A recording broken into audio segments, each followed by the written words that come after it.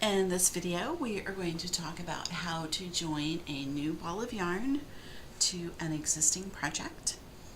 We are working in garter stitch for this particular demonstration, and this is part of a video series on how to knit your first project, which is a really fun, squishy garter stitch scarf.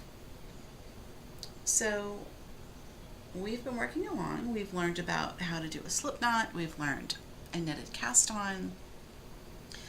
We've learned our knit stitch, and now we have this sample of knitting.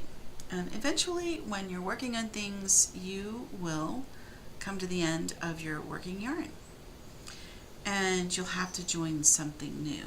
Or maybe you want to add stripes as a design element, or you want a color block. There are so many fun things that you can do when you start knitting and incorporating different colors.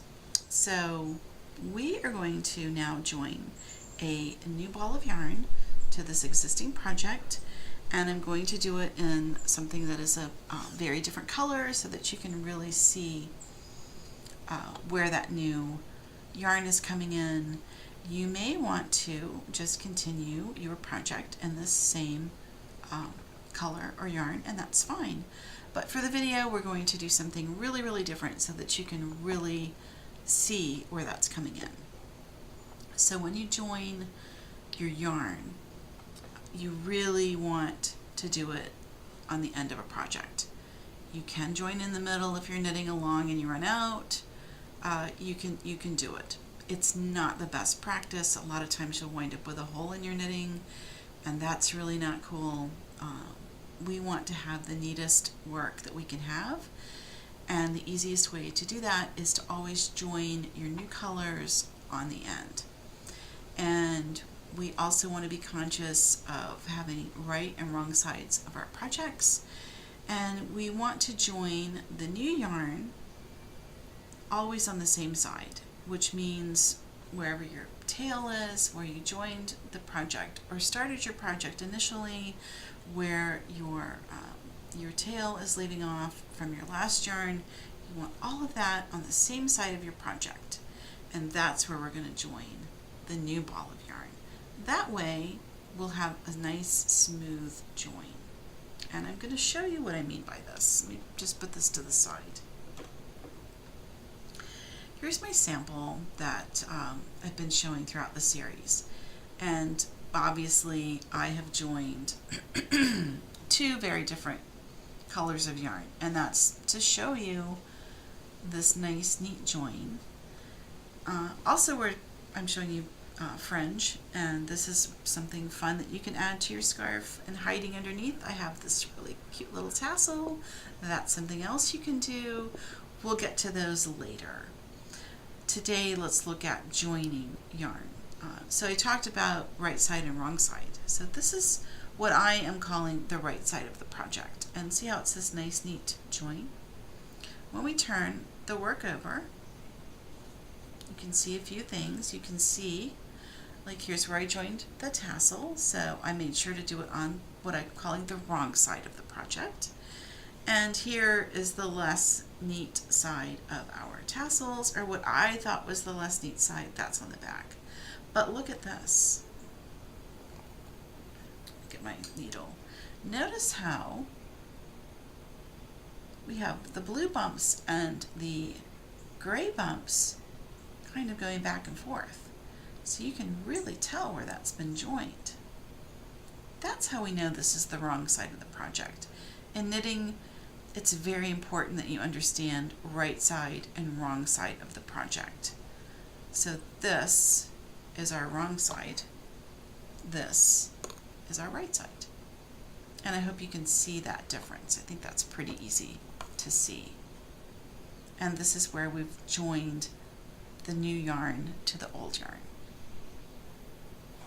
If you start doing things like, and obviously on this project, this is where I made my first stitch, and I joined the yarn here and went on. If I had done something like joined over here, then the bumps would be on this side. which would be fine if it was just the one color change. But if you're doing multiple color changes and you're joining on all different sides, you're going to wind up with some of your joins looking like this, some of your joins looking like this. And you might like that as a design element.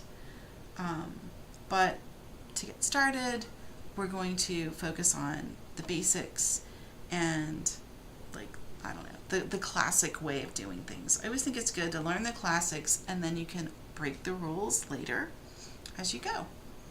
So for our purposes, this is our right side, and we are going to strive to keep nice, neat joins like this. Okay. All right, let's actually see how we do it. So here's my project, and I've run out of yarn, and now I need to join. So we're continuing a knit stitch. This is all a garter stitch sample, which is knit every stitch. So we come in just like we do for knitting, and then we're going to take our new yarn and make sure you have a nice long tail. You can always cut a tail if it's too long, but if it's too short, it really can be problematic. So anyway, just have a nice long tail, make a loop, put that over the working needle, which is always your right needle, and then pull through. That's it. You've joined your yarn. Now we'll go to our second stitch. Here's where it gets a little bit tricky. So what you want to do is you want to make sure that you have the actual working yarn and not the tail. It's super easy to grab the tail and knit with that, and then you get halfway through the row and you're like, oh no, I've run out because I've knitted with the tail, and then you have to undo it. So always make sure that you have your working yarn. And this is going to look like a hot mess. Don't flip out about that. We're going to fix it. So we take the new yarn and we wrap it, and it's just exactly the same as what we've been doing. We're just knitting every stitch. Okay, so just hang out with me. Let's knit to the end of the row, and this is kind of messy. Don't worry about it. We're going to fix that. And I'm just going across, and see how that's so nice and neat. There's no bumpy line. What you will come to learn later is that all of these bumps are called the purl bumps. But we haven't gotten into purls, and we're not going to purl yet. Okay, so I've knitted that whole row. And let's put our working yarn over here. So you're like, oh, this is a mess. Well, that's okay. You're just going to snug it up. So just kind of pull it down. Pull those together. And if I were to weave that in right now, you would never know there was a tail. So just gently pull everything together, and that's it. And now when we turn our work, oh, look at that. Look how you can see where it came in. Isn't that interesting? I think it's interesting. But I geek out about stuff like this. Okay, let's knit back. And this would be our wrong side, project wrong side. So you have a definite right side and wrong side on this project. If you were joining the same color yarn, it's kind of a moot point because you're not going to see, this is not going to be obvious because it would be the same color. It's going to blend right in. But when you do something in a new color, a different color, it's very obvious. Now when you get to this last stitch, you know, it's going to be kind of crazy. It's going to be really loose. Don't worry about it. Just knit it, and then you're going to pull down on that. And that's what you do. And now you've completed your wrong side row on your project, and you turn it, and look at that. It's beautiful. Look. Okay, let's go ahead and just knit a couple of more rows. This is always your row of knitting as you're going across or back and forth. That's the row of knitting. And as you're coming up and down, that's your column of knitting. So this is our row. Okay, we'll get to the end.